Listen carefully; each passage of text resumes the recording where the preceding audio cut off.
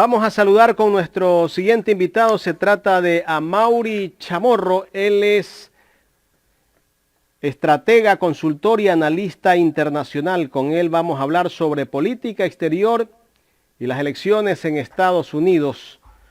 Un gusto saludarlo, Amaury Chamorro, desde los estudios centrales de acá de Ecuador en directo en Guayaquil. Buenos días, ¿cómo le va? Primero le consulto si me escucha. Escucho perfectamente, alto y claro. Gracias. Qué Un gran bien. saludo a ti y a todas y todos que nos ven. Gracias, Amaury. A ver, Amaury, empecemos con el tema del el giro que se da en la política en los Estados Unidos, porque se cambió de la línea política que venía administrando a este país, como es de la republicana a los demócratas. Me gustaría escuchar su criterio sobre el panorama que se avisora en la región con el cambio de la política en los Estados Unidos, Amaury. Bueno, como Biden destrona, ¿no?, la cabeza del fascismo en el mundo, porque Trump representa lo que simbólicamente ha sido rechazado por la comunidad internacional, pese a ser la representación también del espíritu de la mitad de la población de los Estados Unidos, ¿no? La votación favorable a Trump es expresiva, no es poco lo que él logró en la elección. Entonces va a haber un cambio de gobierno, no obstante el clima dentro del país, estoy seguro que va a continuar muy tenso, muy polarizado. Biden representa la ascensión, no solo la victoria, pero también de la vicepresidenta, representa la ascensión, sí, de las comunidades que ellos consideran como la primera minoría, que es la comunidad de migrantes hispanohablantes, ¿no? Es claro, es evidente que la posición favorable a Biden, el apoyo de la comunidad latina en los Estados Unidos ayudó en esa votación, dándole la presidencia a la República a Biden. Ahora, para América Latina puede ser que exista en algunos aspectos algún proceso de distensionamiento, como es el caso con Cuba. Recordemos que durante el gobierno de Barack Obama, inclusive el mismo expresidente Obama visitó a Cuba devolviendo las relaciones internacionales, poniéndolas sobre la mesa, Cuba pudiendo abrir su embajada en los Estados Unidos pudiendo reabrir su embajada en Cuba, y ahí iniciando proceso de acercamiento que inclusive culminó en la entrega, en la devolución, digamos, al territorio cubano de los 5 héroes, solo faltaban 3, que fueron 3 presos detenidos por espionaje de Cuba dentro de los Estados Unidos, acusados de espionaje en los Estados Unidos. Y a su vez la devolución de Cuba a los Estados Unidos también de un detenido por espionaje en la isla. Entonces se inició un proceso de aproximación interesante, no obstante la llegada de Trump rompió todo eso, hizo mucho más dura la presión socioeconómico hacia Cuba, hacia Venezuela, y se espera que con Biden se distensione un poco las relaciones. No obstante, no hay mucho que conmemorar, ¿no? Biden fue parte del gobierno de Barack Obama, que fue quien implementó en América el lawfare, ¿no? Gracias a Obama, gracias a Biden, al gobierno de ellos, es que Lula fue preso, Dilma fue destituida, el presidente Correa tiene juicios, la presidenta Cristina Kirchner fue perseguida, inclusive acusada del asesinato, supuesto asesinato del fiscal Nisman. O sea, lo que se vive en América Latina a través del lawfare fue diseñado, implementado por el gobierno de Barack Obama, del cual Biden fue su vicepresidente. Entonces, yo no creo mucho, los presidentes de los Estados Unidos responden los intereses de la también bélica, ¿no?, de la industria mediática, que necesita de alguna forma mantener esa presión contra el mundo, invasiones, bombardeos, golpes de Estado. Ha sido siempre, desde que han los Estados Unidos como país, obviamente los Estados Unidos han hecho eso con todo el mundo y principalmente con América Latina. Entonces yo no tengo grandes expectativas, no obstante es mejor tener un Biden, es menos peor tener un Biden que un Trump de presidente de la República.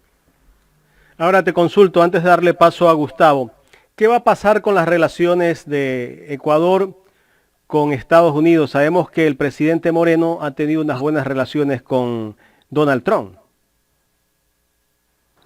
Bueno, el gobierno de Moreno ya se acabó, ¿no? Básicamente lo que tenemos que proyectar es cómo será las relaciones del Ecuador con los Estados Unidos, pero eso depende de quién gane la presidencia de la República.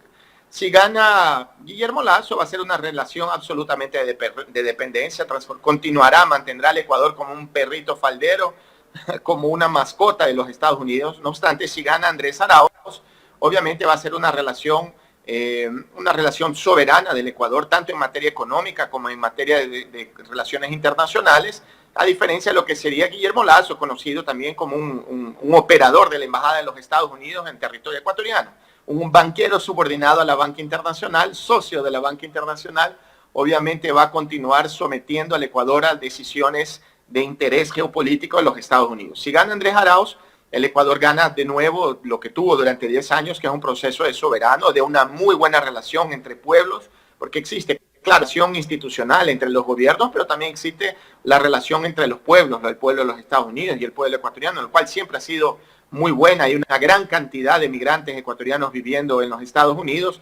Y Andrés Arauz, obviamente, así como fue con el gobierno del presidente Rafael Correa, tendrá un proceso de apertura y de mejora de la atención y la relación de la atención a los migrantes y de la relación con los Estados Unidos, que es un socio comercial importante, no obstante, no subordinada en materia económica, en materia política y a las decisiones del FMI. Recordemos que hay una presión muy grande por parte del FMI de reformas inclusive inconstitucionales en el Ecuador para atender sus necesidades. Y Andrés Arauz ya ha dicho que eso no tendrá cabida en su gobierno. Entonces, puede ser que ahí exista algún tipo de tensión. No obstante, Andrés Arauz ya ha realizado algunas reuniones con el FMI, le ha dejado muy claro y el FMI obviamente ha entendido las posturas de un gobierno que sería progresista, de un gobierno que tiene obviamente la revolución ciudadana como el eje central en su proceso político.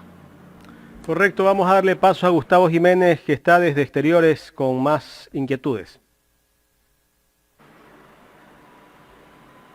Gracias, Jaime. Amaury, un gusto. Muchas gracias por acompañarnos. A ver, quisiera volver al tema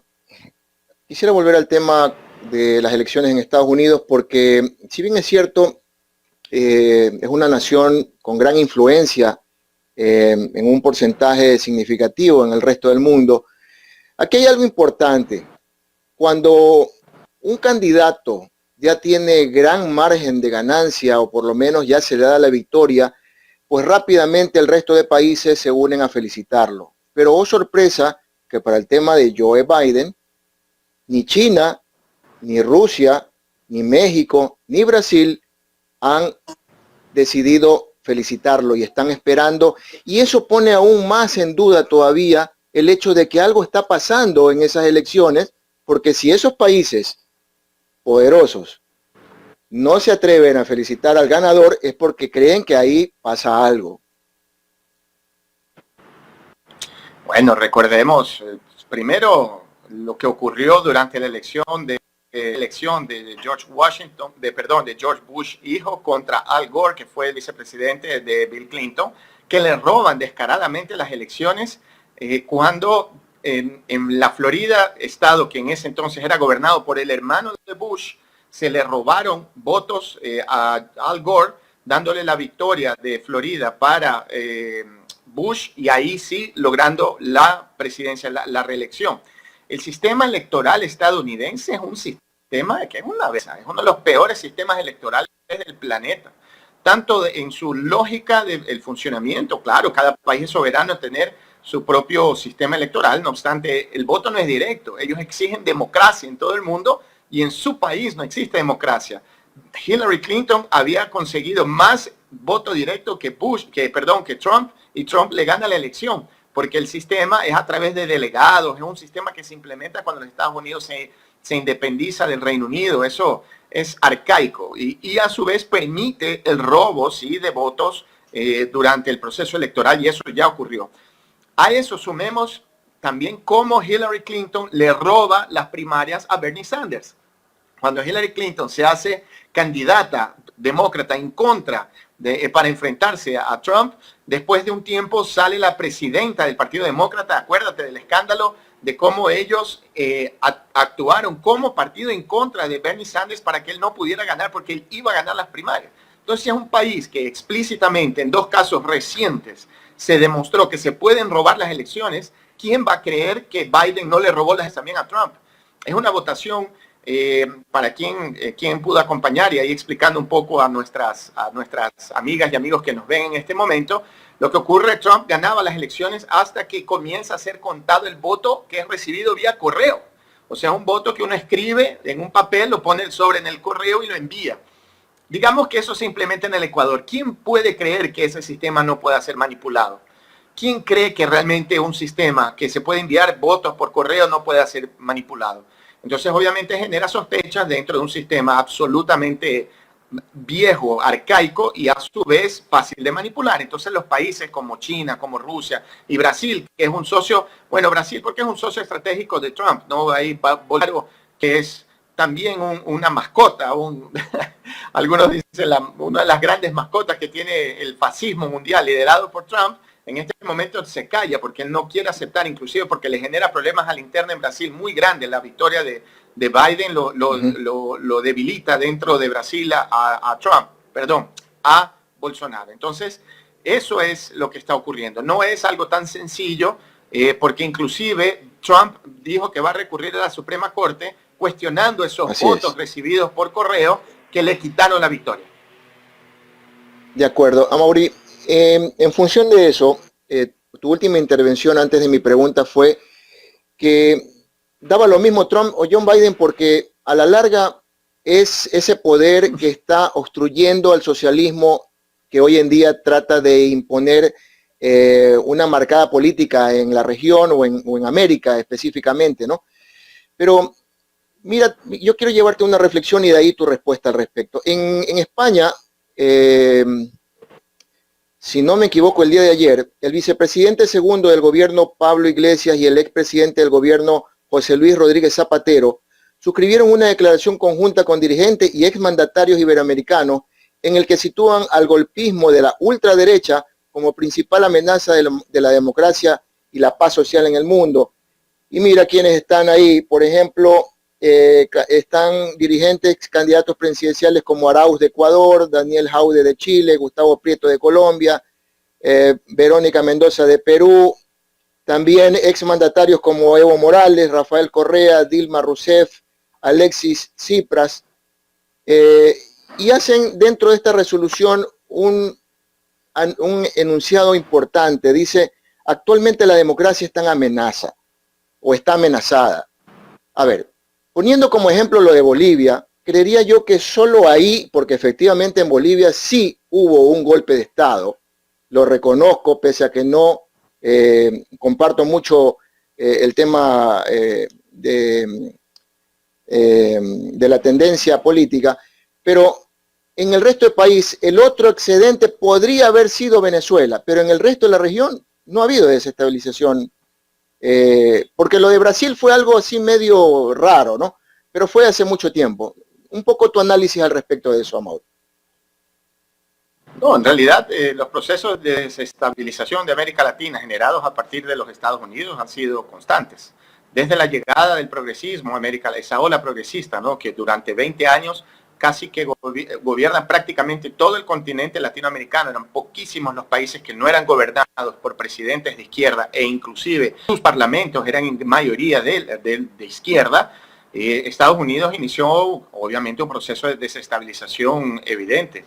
El golpe de Estado parlamentario en contra de Dilma Rousseff fue algo clarísimo.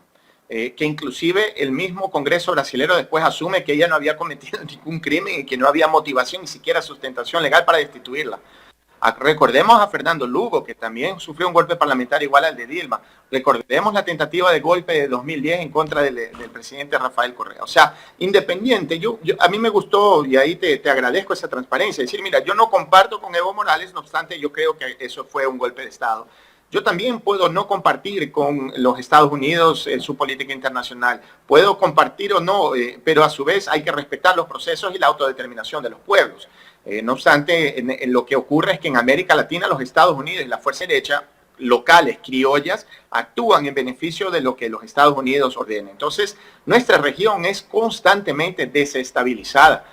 Obama tuvo que salir a dar disculpas públicas porque a través de, si tú te acuerdas de Edward Snowden, que era un funcionario de la inteligencia estadounidense, cuando él filtra la información, él comprueba que Barack Obama tenía pinchado, o sea, estaba monitoreando el teléfono privado de Dilma, su celular, y el teléfono del despacho de la presidencia de la República de Brasil. O sea, ese es Obama, ¿no? Que era visto como un gran progresista, un hombre liberal, ganó Premio Nobel de la Paz, pero en realidad fue el presidente que ha tenido que administra el mayor número de guerras e invasiones en la historia de los Estados Unidos. Entonces, yo creo que a veces vivimos, como en América Latina, hasta una síndrome de Estocolmo, ¿no? O sea, gana Biden, wow, qué gran victoria, sacamos a Trump, como que si eso fuera realmente cambiar 180 grados la política internacional. Yo creo que es mucho más una victoria simbólica de los derechos humanos, digamos, derechos más que derechos humanos, derechos civiles. En los Estados Unidos, obviamente, Trump tensionó mucho en contra de los hispanos, de los migrantes, en contra de los afros, de las mujeres. No obstante, la política internacional es casi que la misma. O sea, por más que en el caso de Cuba, con Barack Obama, las relaciones se establecieron, Barack Obama inició un proceso de bloqueo, fue él que inicia el bloqueo asesino de los Estados Unidos hacia el gobierno venezolano, hacia el pueblo venezolano. Entonces hay que siempre, tiene sus bemoles, ¿no? Tenemos que ponderar algunas cosas porque obviamente, claro, en el caso de Trump, recordemos, él también dificulta y él agrede Cuba en términos de bloqueo económico, no obstante se aproxima de Corea del Norte intentando normalizar las relaciones muy tensas con un país que tiene armamento nuclear. Entonces, hay que siempre ponderar, no es natural, no es plano, no es una cosa flat. En ese sentido, el escrito, ¿no? Firmado por diversos líderes progresistas de América Latina, liderados ahí también, siendo parte de Iglesias y Zapatero, demuestran obviamente digamos, una fuerza de integración política que está dispuesta a enfrentar también lo que es más explícitamente en contra del progresismo, porque lo que Barack Obama hacía era visitar a Cuba, pero espionaba a Dilma y bloqueaba Venezuela. Entonces, no es que hay un cambio sensible. Todos los presidentes estadounidenses han invadido países, han desestabilizado países, han financiado golpes de Estado en otros lugares. Esto no va a ser diferente con Biden. Entiendo, Amaury. Y ese síndrome de Estocolmo que me llamó la atención un poco que lo pongas aquí en esta mesa, también lleva a un porcentaje importante de la población creer que el socialismo está pretendiendo hacer lo mismo. En todo caso, Amaury, la situación que vivió Bolivia hoy en día, donde regresa el socialismo al triunfo, podría ser un referente para el Ecuador, como también podría ser un referente para el Ecuador si se llega a descubrir un fraude en Estados Unidos. Mira, yo solo quería matizar, o sea, claro, los movimientos progresistas de América Latina dicen que parten ideológicamente de lo que se llamó durante un tiempo del socialismo del siglo XXI. Yo diría más que el socialismo clásico que uno conoce, y muchas veces la gente cree que el socialismo es lo que era la Unión Soviética, lo que es Cuba, lo que es Venezuela. En realidad hay que matizar porque tiene diferencias profundas en el sistema económico y principalmente de la relación sobre la propiedad, ¿no? En el caso de Bolivia, claro, se vivió un país gobernado por lo que llamamos el progresismo, a pesar que su orientación, claro, se hablaba del socialismo del siglo XXI, pero es un país que pudo durante mucho tiempo, durante 10 años, vivir un crecimiento económico referencia a nivel mundial, ¿no? Todos los indicadores macroeconómicos del gobierno de Evo Morales son referencia en el mundo. Hubo años inclusive que creció más que China. Entonces, hay una gestión económica que benefició la ciudadanía, combatiendo la inequidad, redistribuyendo la riqueza. Y yo creo que esa es la principal variable que nosotros ahí sí podemos utilizar en comparación al Ecuador, o más que en comparación, en paralelo al Ecuador, que es la utilización de los recursos naturales, de la riqueza generada en el país para la inversión en la educación, en la salud, en la infraestructura y también y principalmente en el desarrollo tecnológico científico para que el país, así como Bolivia, el Ecuador quiere también llegar a superar el proceso de un modelo extractivista, o sea, que nosotros dependamos de la exportación del petróleo, que ahora nosotros podamos no exportar petróleo apenas, pero también exportar la tecnología y los productos generados del petróleo, ya que nosotros vamos a tener capacidad científica y tecnológica para eso. Entonces, ¿qué es lo que quiero decir?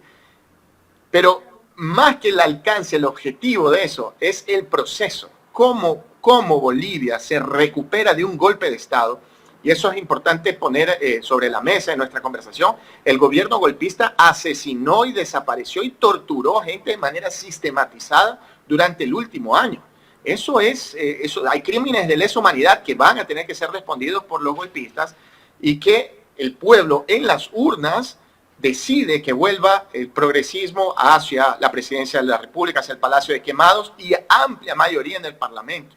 Yo creo que eso va a ocurrir en el Ecuador. Después de lo que pasó el año pasado con las manifestaciones, el ataque violentísimo del gobierno ecuatoriano en contra de los manifestantes de octubre del año pasado, generando 12 muertos, 1.300 heridos, 1.200 presos, en ese momento el Ecuador obviamente siente la fuerza de un Estado opresor fascista para ahora tener la oportunidad, un año y medio después, de responder en las urnas. La unidad popular, la unidad liderada por el presidente Evo Morales, que es lo que pasa en el Ecuador, que es esa unidad popular progresista, liderada por el presidente Rafael Correa, que tiene en este momento a Andrés Arauz como candidato, así como Luis Arce era candidato de Evo, son la gran oportunidad, en realidad, de que el pueblo se haga escuchar nuevamente y el país vuelva a vivir en un Estado democrático, un Estado social, de garantías sociales y de garantía del desarrollo, ¿no? Porque lo que el ecuatoriano quiere es volver a poder pensar en un mañana. Entonces, y eso obviamente solo un gobierno progresista que no sea subordinado a la banca internacional, que no sea subordinado a los Estados Unidos, lo va a lograr. Que es el caso de Andrés Arauz. Bien, coincido contigo, Amaury, en que el gobierno de Evo Morales ha sido un gobierno, o por lo menos el único gobierno de gran ejemplo en ese sentido. Coincido plenamente en eso. Hoy en día, pues Ecuador está a punto de un proceso electoral en el que, lógicamente, tendrá que identificar todas esas ventajas y las desventajas que se han vivido. Las realidades de Ecuador no son las mismas de Bolivia. En todo caso, el proceso avanza y esperemos que sea en democracia siempre la elección final, la del pueblo. Voy a darle paso a Jaime de la Cruz para que continúe contigo en una entrevista, ¿no? Solo la última pregunta, porque entiendo que Amaury ya tiene otra entrevista y ya están esperándolo. Amaury, ayer se notó... No, pero sigamos, no se preocupe, no se preocupe. Ah, podemos seguir. Bueno, muchas gracias. Podemos seguir. Ayer se notó que en el discurso de Luis Arce en ningún momento se lo nombró a Evo Morales y poco lo ha nombrado. ¿Qué va a pasar con el gobierno de Arce? ¿Tal vez se va a distanciar de Evo Morales porque es su administración, es su gobierno? ¿O Evo Morales será una especie de asesor externo de Arce? En realidad, Evo Morales está llegando ahora en este momento ya a Bolivia, ¿no? Está siendo recibido con una gran fiesta popular. Evo Morales, así como Evo Morales es para Bolivia lo que es Rafael Correa para el Ecuador, ¿no? Es el gran líder popular, es el que permitió la victoria electoral de Luis Arce, ¿no? Luis Arce, que fue ministro de Evo Morales durante 10 años, fue el único ministro que desde que asume el presidente Evo Morales la presidencia de la República hasta el golpe de Estado, nunca se cambió, estuvo en el Ministerio de Economía, él es el artífice de ese resultado económico espectacular de Bolivia, y representa al presidente Evo Morales. O sea, Luis Arce no va a haber ningún distanciamiento de Evo Morales, inclusive Evo Morales fue quien pide que sea Luis Arce el candidato a presidente de la República, y ahí las organizaciones sociales en un gran acuerdo popular ponen a David Choquehuanca como el segundo, ¿no? O sea, como el vicepresidente, que también fue canciller del presidente Evo Morales, un gran líder popular que permitió la unidad de diversos sectores populares que inclusive estaban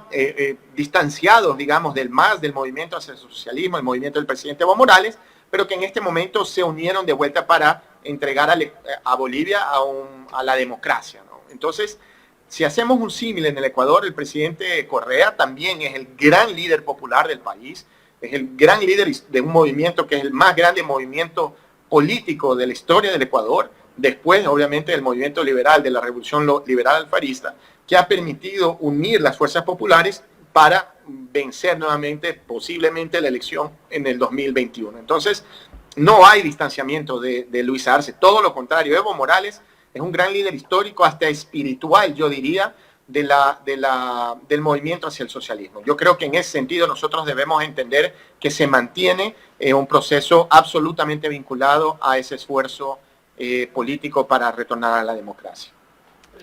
Amaury, ¿qué va a pasar con la OEA después de que el año pasado pues le dio la bendición al gobierno de Áñez cuando asumió el poder, después de que se rompió la parte del gobierno de Evo Morales, la constitución en Bolivia.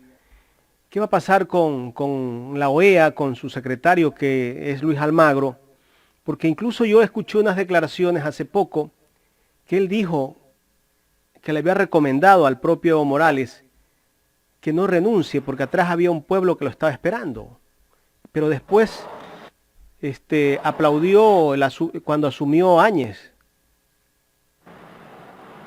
Mira, Luis Almagro, bueno, la OEA de manera general ya era una organización multilateral absolutamente sin representación, digamos, ¿no? O sea, la utilización de la OEA por parte de los Estados Unidos para mantener bajo organización ordenadita su colonia, ¿no? Su patio trasero, la OEA siempre fue utilizada para eso y pocas veces la OEA realmente defendió los intereses de los países latinoamericanos en relación al poderío político de los Estados Unidos. Y Almagro viene para despedazar la reputación de la OEA de manera general, ¿no? La reputación de la OEA absolutamente afectada por estas posturas absurdas, ¿no? Almagro fue el ariete del golpe de Estado en Bolivia. Él es corresponsable también de los muertos, de los desaparecidos y los torturados del gobierno de Áñez y del proceso del golpe de Estado. Yo creo que es importante que América Latina se una en relación a otros organismos multilaterales, como es el caso de la CELAC, que retornen la UNASUR con la fuerza de integración de nuestro continente. Apenas con la integración política, económica, militar, logística, es que América Latina va a lograr tener fuerza para poder enfrentar los grandes bloques económicos. Así lo hizo la Unión Europea. La Unión Europea tuvo que unirse realmente no solo para de alguna forma tener una cierta tranquilidad, una región que generó 2 guerras mundiales con millones de muertos, se unió para en diversidad lograr consensos, puntos comunes para el desarrollo de toda su región, pero también para enfrentarse económicamente a los Estados Unidos y en este momento a China. Entonces, nosotros como América Latina debemos buscar esa integración. ¿Qué es lo que hizo Almagro? Destruir todo ese proceso de integración latinoamericana y liderar los golpes de Estado en América Latina y los procesos de desestabilización. El caso de Bolivia es terrible, porque la OEA fue la que validó, la que permitió crear el relato de que el presidente Evo Morales no había ganado la elección y es más, apoyó un golpe de Estado para destituirlo al presidente Evo Morales. Entonces, Almagro debe responder también legalmente por todo lo ocurrido, porque él fue, sí, un representante de los golpistas, dándole a la comunidad internacional y a las empresas de comunicación la posibilidad de instalar un relato diciendo que Evo no ganó en primera vuelta. Primero, es lo que es falso, y segundo, legitimar el golpe de Estado en contra de Evo Morales, que puso a Áñez, que es, no sé, no hay ni siquiera calificativos para hablar lo que hizo Áñez en el gobierno golpista como presidenta de facto del golpe de Estado. Entonces, Almagro sí acabó por destruir la OEA frente como una institución multilateral que debería servir para integrar la región, y eso nunca ha ocurrido, ¿no? Entonces, una región, imagínate, la OEA expulsa a Cuba del funcionamiento de la Organización de los Estados Americanos. ¿Cómo puede ser que una organización expulse a un país que es miembro de la región? Hasta que Cuba no vuelva a la OEA, obviamente no existe ahí dentro de la OEA la legitimidad para poder dirimir diferencias. No puede venir alguien y decir qué país puede o qué país no puede participar, siendo que la ONU, Cuba es miembro activo de la ONU normal como cualquier país del planeta. Entonces, eso demuestra lo que ha hecho Luis Almagro. Amaury, quiero agradecerte por habernos dado parte de tu tiempo para este diálogo aquí en el programa Los Especialistas de Ecuador en Directo. No, gracias a ti, gracias a ustedes. Un honor poder estar aquí y siempre a disposición. Gracias por el espacio y cuando quieran estaré de vuelta. Muchas gracias. Jaime. A ti. Gustavo. No sé si Amaury, efectivamente estaba viendo la llegada del expresidente Evo Morales a Bolivia, ha sido multitudinario, un recibimiento grande y bueno, un mensaje importante. Él le agradece al presidente de Argentina por haber garantizado su vida y también se lo Así agradece es. al mexicano, al presidente mexicano Andrés López Obrador. Sin embargo, al final él termina diciendo, por eso es el deber de cada uno de nosotros ir en socorro de aquellos pueblos que se ven amenazados o directamente lastimados. Se convierte en todo caso Bolivia en el referente del retorno del socialismo en algunos países de la región. Del progresismo. Bueno, del Sí, progresismo. realmente el Gracias, Amaury. presidente Evo Morales volvió con todo. Es para el mundo, es una lección para el mundo. Muchísimas Gracias, gracias, Amaury. Amaury, por tu presencia. Gracias. Amaury Chamorro aquí en el programa Los Especialistas de Ecuador en Directo.